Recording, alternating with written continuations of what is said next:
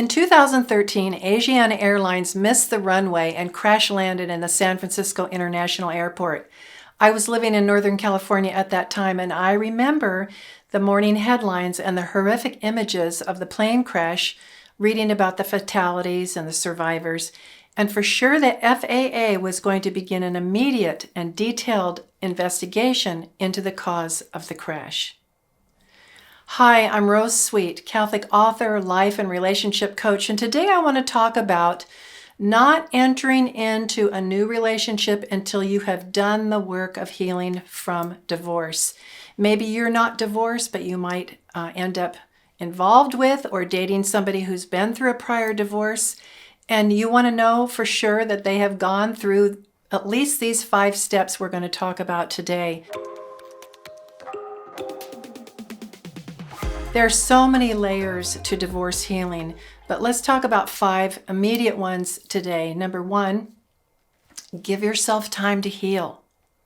If somebody was married and divorced last year, they're not ready for a relationship.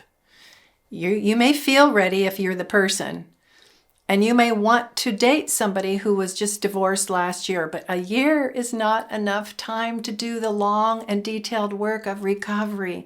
Trust me, get a support group, get a counselor, get a good spiritual director, get a life coach, a relationship coach, anything you can to use that time wisely to heal. Number 2, own your own part. It's so easy for us to blame the other person after a divorce. Oh, my spouse was this, my spouse was that. But we don't really take a good hard look, and we should be like the FAA and dig through the rubble honestly and carefully and own our part in it. What did we not see? What did we not do? What should we have done? What was our problem? Because if we don't discover that, we will bring it into a new relationship. And you do not want to do that to a potential new love, to yourself, to them, the family, anybody. Number 3, seek forgiveness for your own part. Now, I'm not saying forgive them, because that's something you need to do. And there's lots of help out there to help people forgive when it's difficult. But it's even more important that you seek forgiveness for the ways that you failed in the marriage. First of all, get guidance with this. Own it. Get rid of the shame and the guilt. Go to confession. Receive forgiveness from our Lord and get the graces that come with the sacrament. Write a letter or make a phone call. There's special ways to do this, but seek forgiveness from your former spouse for all the ways that you failed. Otherwise, you will be still attached to them and to the family out of unresolved guilt and shame, and that makes you weak. It makes you forever tied to them in a very negative way, and you don't want to bring that in to a new relationship. Trust me, been there. It's painful. Number 4, learn to grieve. We don't grieve very well in this culture. We self-medicate and we give it about 6 months and then we feel fine. You really need to grieve the loss of everything that was good in the marriage, and grieve also the loss of the goodness, the loss, the sinfulness, the painfulness. Let our Lord help you purge that grief from your soul. If you don't, it's constantly there and draining you from the new efforts in a new and healthy relationship.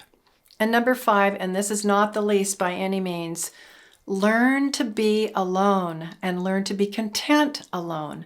I can't tell you how many people I work with and talk to who just say something to the effect, I'm so lonely. I can't stand be alone in the house at night. The weekends are the worst. They're so hard. I just can't deal with it. What I hear them is express how needy they are. And really, they're not free and content enough to find a new relationship and bring them into their life and to offer something. They're looking for somebody to fill that gaping wound. Nobody can bear that weight.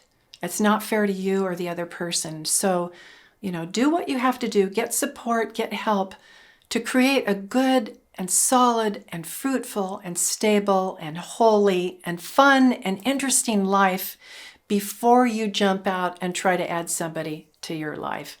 There are many more ways to heal after divorce, and we'll provide some of those in future videos. Please give us your comments below. We read all of them. Tell us what topics you would like us to cover to help you as an older single find your forever love. And don't forget to follow us on Instagram at CatholicMatch, all one word, and subscribe to our YouTube channel, youtube.com/CatholicMatch, all one word. Let's connect you to your forever love. Let's get past divorce and find you what you're really looking for, because life is too short to stay stuck.